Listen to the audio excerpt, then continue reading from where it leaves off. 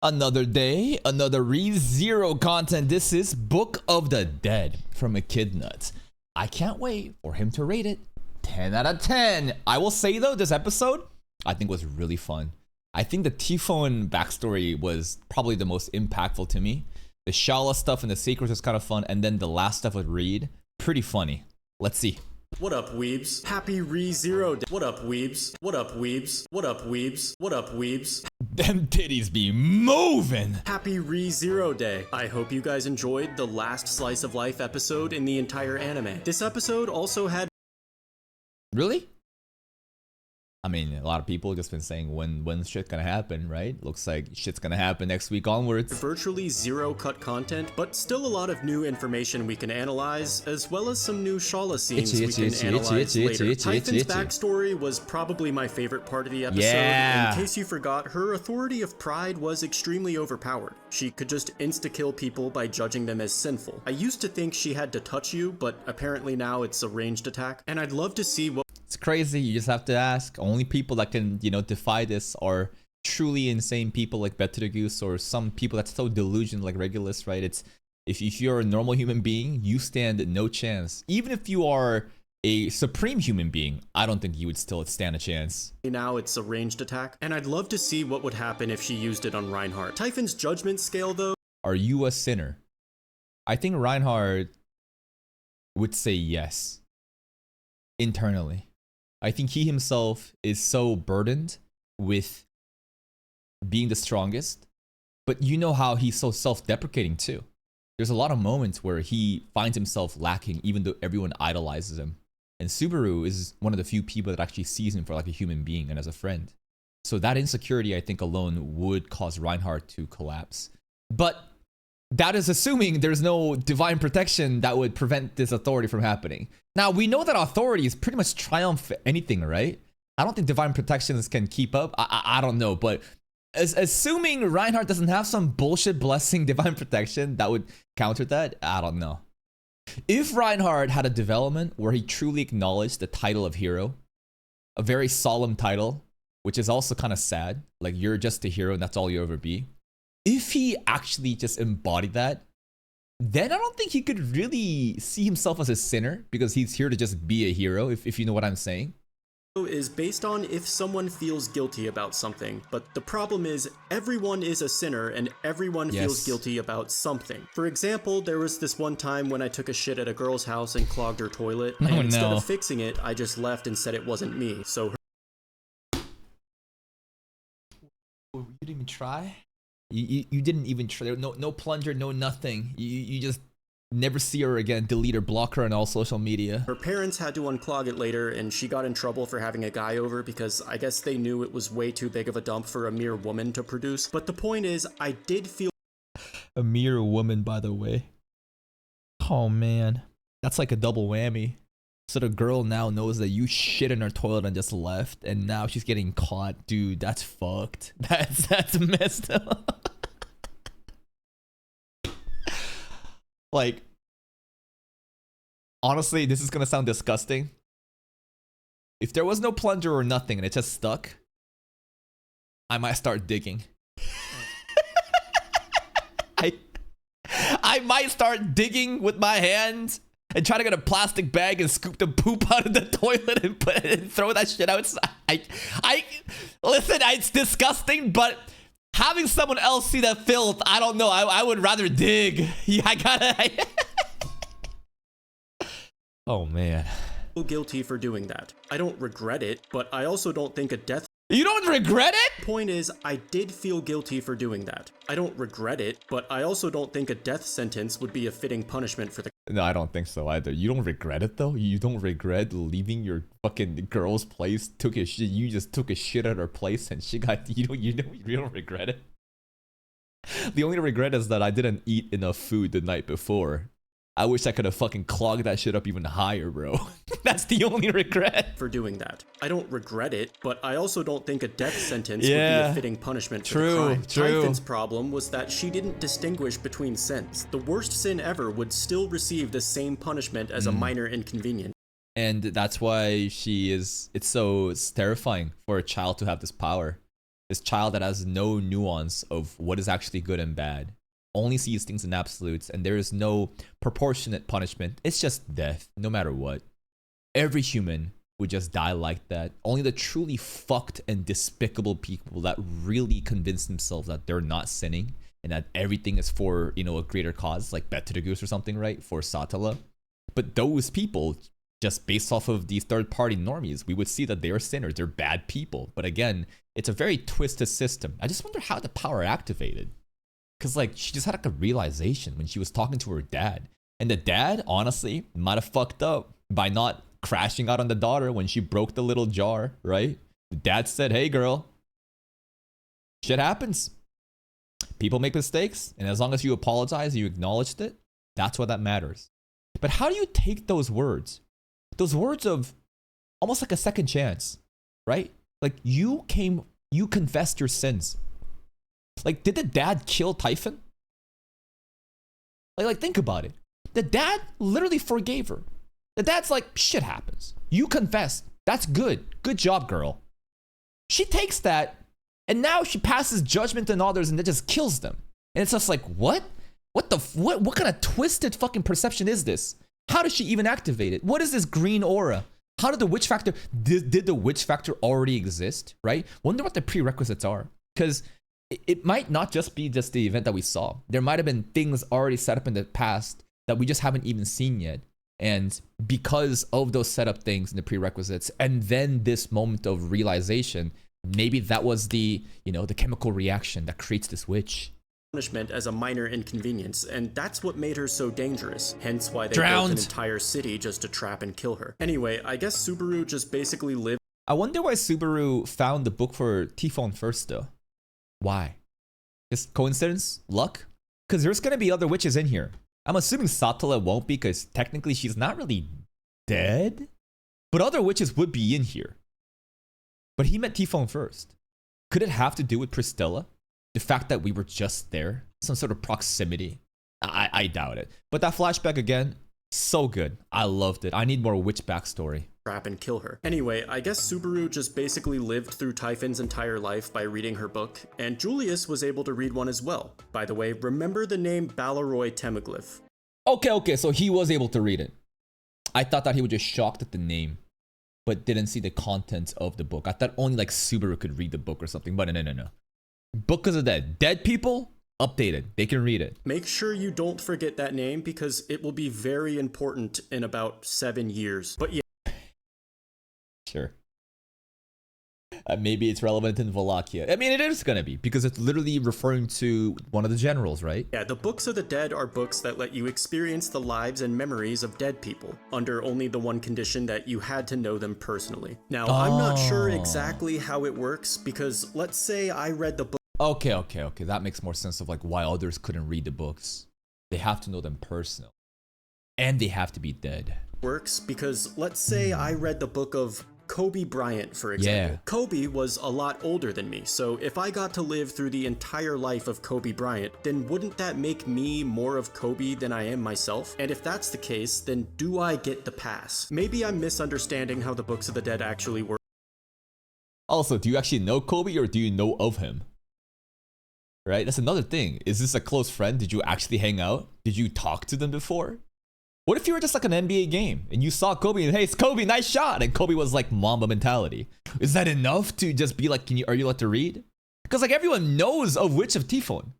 At least some people do. But I doubt they could just read a book like this in the library. Because also the pass, even if you had the pass is a very, the N-word pass is bullshit because it doesn't matter if you've been granted the authority by black people to use the pass or not. Because if you say it, you're already fucked. Like, it doesn't give you immunity. It is the greatest bait.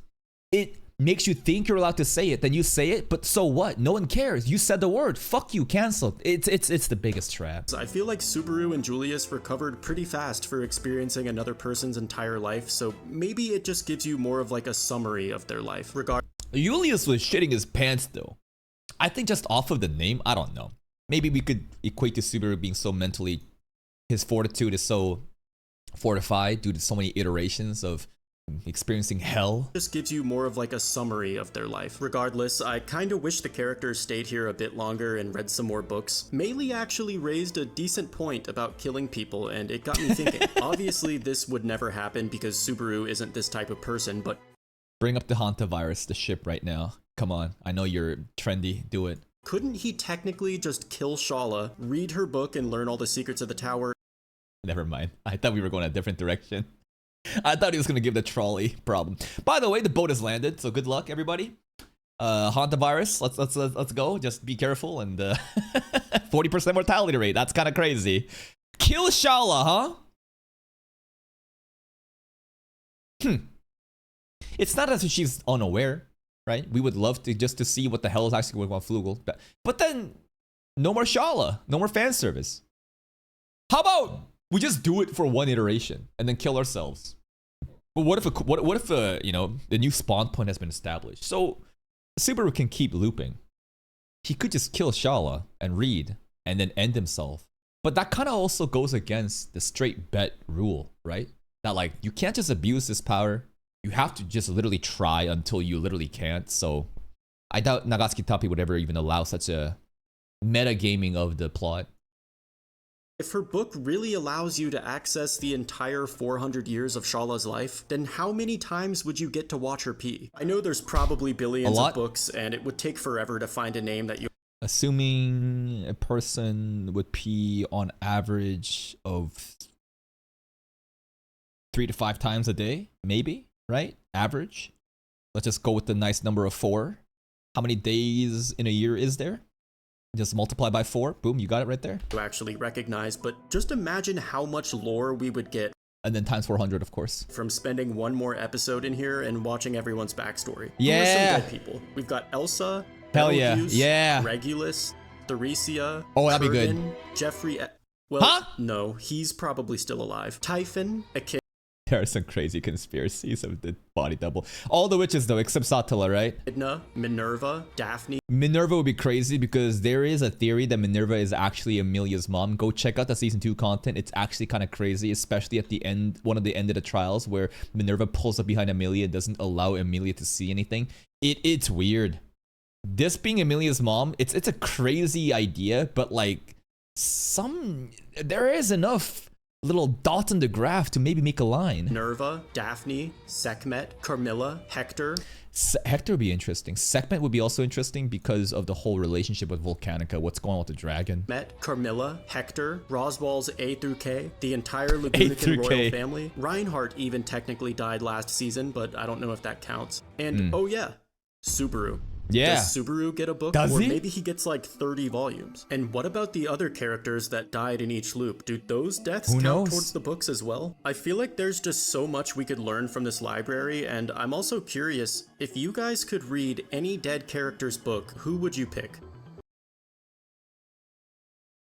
Like in real life, or are we talking about the anime? Let me know your choice in the comments. I think mine is probably pretty obvious. I literally named my YouTube channel after Echidna, but no bullshit, I feel like her book would practically explain the entire story of ReZero. I mean, Echidna was involved in basically every major event in ReZero's history. She's even involved in a lot. I think you would get the most value out of reading her book, because there would be so much knowledge and content, and she just wants to 100% everything. Of current events 400 years after her death, but her book would just have so much lore, and I feel like her backstory would reveal so many mysteries and probably tie together almost every plot point in the story. I think she's involved in one way or the other for many things, like including the tests that we're having. It's so similar to the trials. The towers, you know, design and build and everything. Most likely Echidna had a place in it. I think a very interesting book to read would be one of the Lagunican Royals.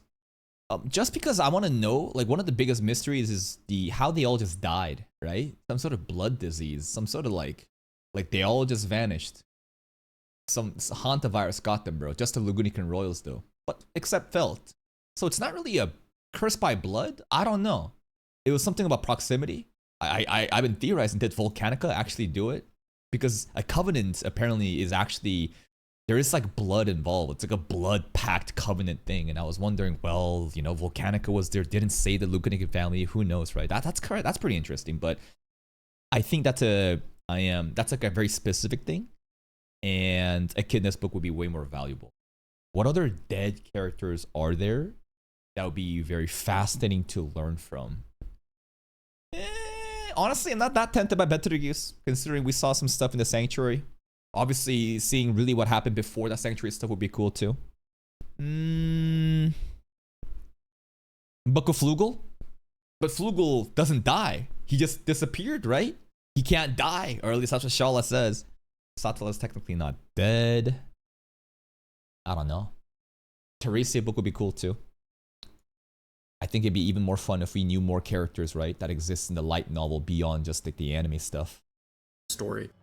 Or maybe I'm just a simp, I don't know. Anyway, Shala explains the rules of the tower and says that if the rules are broken, she will transform into a killing machine, which at first sounded like a metaphor, but then she said something about keeping her body, which implies that she might have meant she would literally transform into a killing machine. Also, if you remember...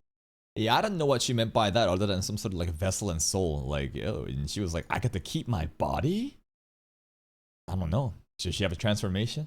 Into a killing machine. Also, if you remember last video, I did a bit of LARPing and started theory crafting that Shala was another artificial spirit created by Echidna, but this episode, Shala actually denies that, so she's not a spirit. What is she? I think that the hint lies with this girl right here. Because if you just think about it, what kind of species do we know exist on ReZero? Humans exist, demi-humans exist, spirits exist, mob beasts exist. There's obviously then some other stuff, right? Like Kurgan, right? Like four-armed warriors, right? Stuff like that. But that's still like, you know, I would say within like human, demi-human category. So if we just do choice by elimination, it's only mob beast. But why would a girl like this be a mob beast? We don't know. But there's a lot of interaction with Meidi and Shala. Meidi's constantly being carried by Shala. Meidi's constantly being toyed around and they're kind of like toying and playing around. Because she, again, can control Mob Beast. She's not actually controlling her, but their interactions is so obvious. And I don't think Tappy is one person to just randomly pair these two together. I think that it's hinting quite obviously that Shala is a Mob Beast, but looks like a... What is this? Like a waifu? Like, I don't get it. Why? So she's not a spirit. What is she? A fucking baddie, obviously, but aside from that, I'm not sure. I'm just an anime only, but I will say they... Is he? I know that he decided to go anime only content, but I don't know. Have been dropping some pretty subtle hints. You probably haven't noticed it yet because whenever she's on the screen, all you do is stare at her chest. But if there's any gay guys watching this, let us know if you have any theories. I did think it was funny how she started dissing spirits right in front of...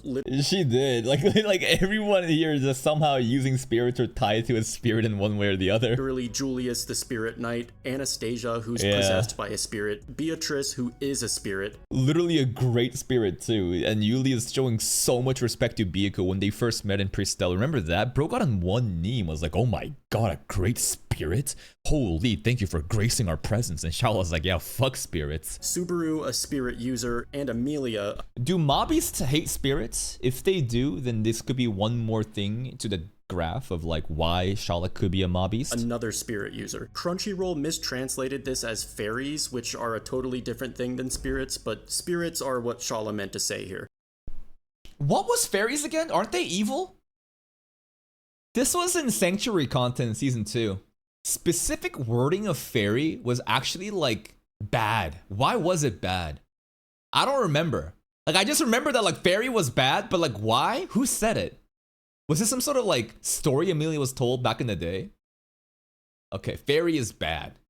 Just remember that. Anyway, the rules of the tower are basically don't leave the tower, don't damage the tower, don't disrespect the library, and don't violate... What does that mean though? Don't disrespect the library. You say like, yo, this book fucking sucks, and then we just start dying. The rules of the exams. The exams have different rules than the tower, except they haven't been explicitly stated, so we'll just have to wait. Oh, also the Tengen-sama, you know, aesthetics, they changed the line work, the outside edges from red to blue here. Just a little tiny change, but I thought that was kind of cool. And see. And again, Shala mentions that the top floor of the tower is the first floor, which implies that it's either upside down or it was built from the top down. Whatever that means, I don't know, but we are stuck here because, again, the first rule is that we can't leave until we pass all the exams. So now we get a pretty interesting theory here. The tower seems to be built upside down. What the fuck does that mean? But remember, the world of ReZero is a flat world. Why? Because the Witch of Envy decided to destroy, like, apparently decided to... Well, the wording is weird, right? I would like to imagine the Witch of Envy is literally why the world is flat. There's some passages talking about how she grazed like half the world or crushed, I don't know, whatever, right? But let's just go with the flat world theory. If the world truly wasn't flat before, could you imagine like this actually? The way that it's descending down? Do you understand what I'm saying? It's like two spheres. Two spheres, and you're seeing just the bottom sphere right now. And what's coming from above, but like this, the way that the tower is constructed back in the day, like, do you know what I'm talking about? It doesn't really make sense the more you talk about it. Now, for you to have a second fucking top layer would mean that like, what? This shit's the fucking core of the earth that's spreading down? I don't know what I'm saying. But it's just like, when I hear inverted tower, I'm like, it started from above down. I'm thinking about, you know, flat world theory. Rule is that we can't leave until we pass all the exams. This second exam is going to involve this man who is obviously the first Sword Saint Reed. He doesn't give his name, but instead calls himself the Stick Swinger, except last episode Shala said Reed was the Stick Swinger. So yes, this is Reed Estrella, the first Sword Saint who was known to have killed dragons and witches. And his trial is for us to get him to... He is, it's pretty based. Really based because he doesn't care about the titles. He doesn't care about the glaze. He probably hates being called a hero. He's just a simple stick swinger. And he is also just led by his carnal desire of thirsting for women. And it's also very interesting how he keeps telling Julius that he's one of his cronies. Because must have been, you know, the association with the Lugunicans royals, right? The knight stuff. Who knows what's going on back. Did Reed have some friends in the Lugunicans? Probably, right? That's the connection there. Yes, this is Reed Estrella, the first Sword Saint who was known to have killed dragons and witches, and his trial is for us to get him to move one single step. So if that's all it takes to pass the exam, then obviously it isn't going to be as simple as it sounds because he's probably extremely powerful. Yeah. What we do know about Reed is that Reinhardt is stronger than him. Now, if this guy is so strong, who gave him the eye patch? I doubt he was born like that. Gonna be some crazy lore, right? Who could have injured this invincible hero? Now, it could be a Chuny eye patch, that'd be funny, but like, what's the symbol on it too, right? It looks like some sort of letter that I just don't know, but just imagine who could have given that injury. Is that Reinhardt is stronger than him. The author has confirmed that Reinhardt is the absolute strongest character in ReZero, but this guy Reed is basically the father of the Sword Saint lineage, and Reinhardt's dragon sword is literally named after him, so he's not someone to be slept on, and you can kind of tell based on Shala's reaction. Shala just has so, like her character acting is just so fucking anime. You know what I'm saying? Like, this girl, like, I don't mind it. But it is the most, like, tropey, just anime reactions. Just bubbling out the mouth. Oh my god, just everything about her. It's just... it's fun. And you can kind of tell based on Shala's reaction. Next episode will be titled Julius Juculius, so it's obviously going to be him versus Reed. Julius Juculius. Dude. It's gonna be so cool to see how Julius handles his, I guess, distorted perception of what Reed is, right? Because he idolizes Reed. But when he heard that Reed was a piece of shit, he couldn't believe it. Never meet your heroes. And now, your hero is in front of you. I wonder what he's gonna be able to do. And he doesn't have spirits either. Bro is nerfed and he has to make Reed move. It's gonna be maybe a cool training arc, some nice character development, and Julius stops simping for his heroes and to just be himself. Jukulius, so it's obviously going to be him versus Reed, and we can probably expect a really epic fight scene, so I'm unbelievably hyped for that. The trailer that highlighted their fight scene, right? We saw a bit of it. It looks so good. We're going to see more. One more thing about Typhon's backstory I found interesting was how it also kind of reiterates the fact that the witches were not... What are the blue flowers? That was very... Dude, you know what's crazy? Tifon's dad literally gave her front row seats every fucking time, and she just stood there and got blood splashed on her face. I mentioned it in the reaction, but it's just like, damn. As daddy's girl, she's always gonna have the front row seats, and the blood just gonna go to her face like it's a fucking... We're gonna SeaWorld, bro, and the dolphins are fucking jumping in the water, and she's gonna get splashed because she's in the fucking front row. It's like, what do we do? She loves those blue flowers, and I love how the contrast of this color and the blue and how color washed it was, except the red. It was really nice, the red and the blue. The fact that the witches were not necessarily evil. Yes, they caused catastrophic amounts of destruction, but there was never any malice behind it. They were...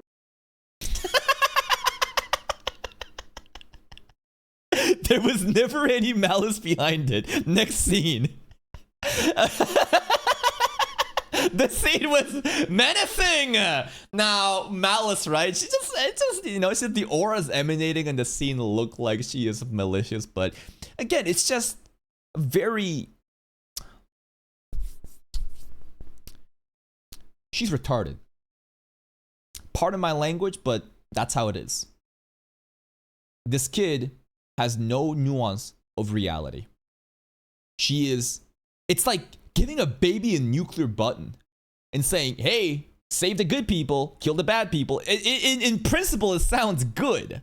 But you realize, like, the devastating damage that she's doing, she thinks she's doing a good job, but, like, the outcome is horrifying. So the witches, at the end of the day, are just a bunch of people on the spectrum that don't understand, like, social cues, humanity, just what it means to be human because they're witches. Basically just natural disasters similar to a hurricane or a tsunami. It's not like they want to hurt people, they just can't help it because that's what they are. Echidna was a bit different though. The dad... I mean, all he wanted to do was instill a sense of, like, justice within her, I guess, right? That's what they said. The book started with the executioner dad, you know, bringing in, making her watch. But she was really into it. She was not creeped out by it. She was not terrified. She brought blue flowers every time front row seats and got the blood splatter, and she loved it. So it's the perfect storm, right? You have this unstable kid who's fucked in the head. It doesn't help that, like, he's doing this and showing her executions every day and teaching her what's good and bad, and it's probably fucking her up even more. And then that, like, awakening of, like, it's themselves. You are your own judge. Like, if you admit you're bad, then you're bad. What they are. Echidna was a bit different though. She did evil things on purpose while being fully aware that they were evil. However, for the love of the game. As an Echidna defender, I could make the argument that maybe what she did was a necessary sacrifice for the greater good. Kinda like when a scientist puts a mouse through a terribly painful and unethical experiment in order to create a medicine that saves millions of lives. Yeah, just like sinking the boat instead of letting it dock, so that the hantavirus doesn't reach the public. By the way, that option would have never worked. If you've been following the news, there's an 8-week incubation period, and people have been visiting on and off and on and off prior to that shit actually got done. So by the time it was like, oh my god, people are dying on the boat, it's already been contacted outside. It was already done. It was GG. That could be the nature of Echidna's evil acts. Maybe her goal, whatever it is, could be a noble one and possibly a net positive overall. However, there is another witch. Pandora is just straight up evil as fuck. She's the only witch who is completely unredeemable. I like the editing here. It's all glitchy. Adds into the Pandora aura. She obviously enjoys hurting people, and she seems to have a habit of turning people into monsters and then forcing them to hurt more people. She's kind of like Kotome Nekire. He loves to watch a good tragedy unfold. He is the master architect, the script writer. He just wants to see tragedy and people suffer because that's what validates him. Just a sadistic piece of shit who either wants full control over the world or simply just wants to destroy it. Anyway, I've been getting a question a lot in the comments. Some of you are wondering if I'm an anime only or a novel reader. Well, I think that he clarified that he used to read a light novel and used to make content for light novel stuff. but at a point realized that in terms of business and YouTube, right, appealing to an anime only audience obviously is better. Therefore, he stopped reading. So that's kind of where I'm at with that. And the truth is, I don't know. You see, in real life, my memories got eaten by the Archbishop of Gluttony. So it's playful. AK, he knows he's LARPing, but you know, just give him some breathing room, all right? It's wrestling. It's WWE, all right? He knows, but he doesn't. The memory got eaten, all right? He's anime only reviewer. I guess it's possible that I was a novel reader in the past, but as of today, all I know is that this episode was a 10 out of 10. Thanks everyone for watching. Next week is going to be absolutely crazy. Woo! Until then, though, keep talking about ReZero. Hell yeah, thank you, Mr. Echidnut. The thing that was crazy is so she shit at a girl's place and left, but didn't regret it. Like, I don't blame you for shitting at a girl's place and then panicking and then leaving, right? That we fuck up, right? But what disturbs me is that, like, you didn't regret it. Like, your only regret, again, maybe was that you didn't eat enough food last night to create a bigger fucking dump, a clog that was uncloggable. That's crazy to me. In today's review, I think we learned some interesting things about the nature of Shala, right? Could she really be a mob beast? We'll have to find out, but it's very odd. The uncanny, you know, just like pairing between Shala and Meiri, not just for cute fan service, but more than that. Some sort of hints and implications that a transformation when she's talking, I got to keep my body, right? Maybe there is a mob beast form of Shala that we haven't seen just yet. The other stuff was just funny tangents. Thinking about, you know, the Book of the Dead and what you must do. Oh, some cool rule, I guess, is that like you need to know the person, right? It's not just Super who can read it. You also need to know the person who died and you can kind of read. And this name, Baloroy Timiglyph. 7 years, guys. If you're still around, 7 years. We'll remember this name. Please go check out Echidnut. Link to the video right here. Go give it a like and sub to his channel if you haven't. And I'll see you next time.